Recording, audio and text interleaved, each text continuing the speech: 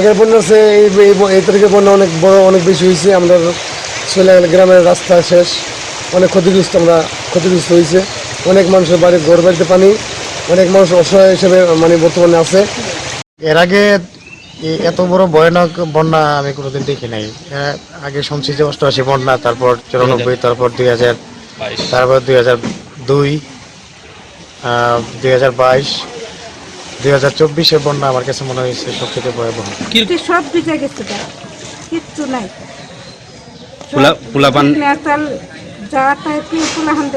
রাখছি নিজেরা তো ভিজে ঘুমাই নাই, সারা রাত বহা ধান সহকারে ভিজে ফেলিছে, 30 সব নষ্ট হয়ে গেছে। গেছে শুনে তবু বাড়িতে ঘরে পানি উঠছিল না, এইবার কিন্তু ঘরে মাইরা গেছে। এতটুকু বড় হয়েছি আমি, আমার ঘরে কোনোদিন পানি ওঠে নাই। এই জীবনের প্রথম গত রাত্রে পানি উঠছে, তাও প্রায় 8 বানের মতো ঘরের ভিতরে উঠছে। আর পরিবেশ পরিস্থিতি খুবই খারাপ, যেদিকে যাই শুধু পানি আর পানি। আর দেখতেই পাচ্ছেন মাছ ধরতে আসছে।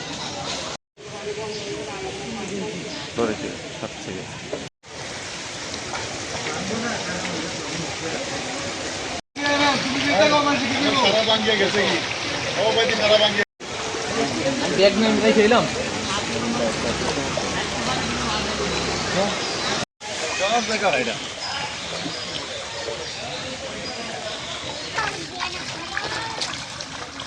বাড়ি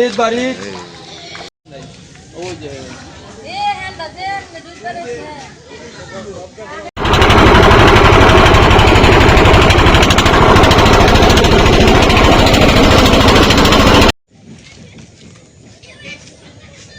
আমাদের যেটা মূলত উপজেলা প্রশাসন আছে, ইউনো সাহেব আছে, ওসি সাহেব আছেন, অন্যান্য কর্মকর্তা বৃন্দ আছেন, তারা ইতিমধ্যে গতকাল রাত থেকে সারা রাতে তারা উদ্ধার কার্য পরিচালনা করেছে। এখানে জৈন্তাপুর উপজেলাতে আজকে আমরা যে আশ্রয় কেন্দ্রে দাঁড়িয়ে আছি, এরকম 48টি আশ্রয় কেন্দ্র আমরা খুলেছি। তো প্রয়োজন অনুযায়ী লোকজন আশ্রয়ের জন্য এখানে আসছে, আমরাও নিয়ে আসছি। এখানে তাদের থাকার পাশাপাশি আমরা তাদের খাওয়া দাওয়ার ব্যবস্থাও করছি এবং এখানে যা যা প্রয়োজন আমরা ব্যবস্থা করছি। আমাদের দুর্যোগ ত্রাণ মন্ত্রণালয় থেকে আমাদের নিশ্চিত করেছে আমাদের যত সহযোগিতা প্রয়োজন সর্বত সহযোগিতা আমাদের করবে। তো আমরা আশা করি যে এই দুর্যোগ মোকাবেলার জন্য আমরা সর্বত প্রস্তুত রয়েছি।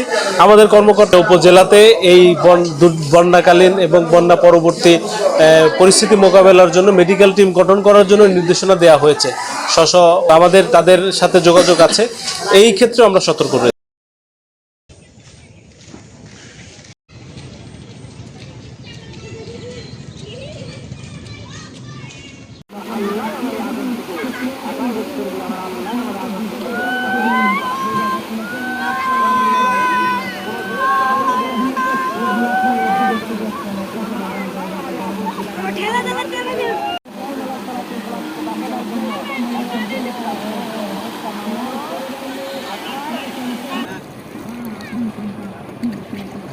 সমস্যা নাই, অনুমতি আমাকে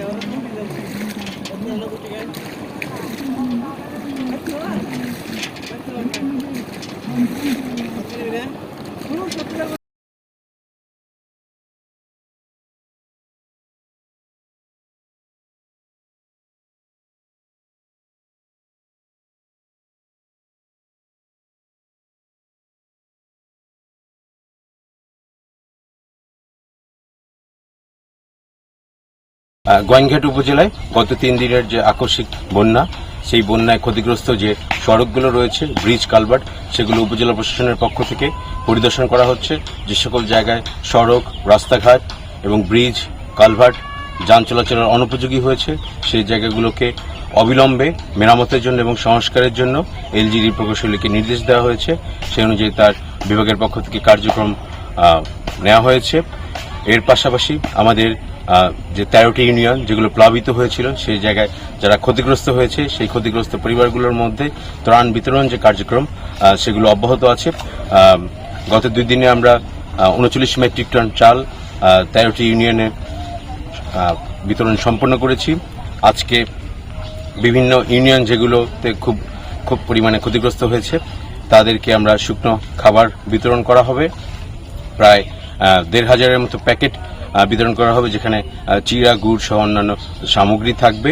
এর পাশাপাশি যেহেতু পানি উঠেছে সম্পূর্ণ এলাকায় এখন নিমজ্জিত ছিল, এই কারণে পানি বিশুদ্ধকরণ যে ট্যাবলেট আছে যাতে প্রতিটি পরিবার এই পানি বিশুদ্ধকরণ ট্যাবলেটের পায় সেটি নিশ্চিত করা হয়েছে।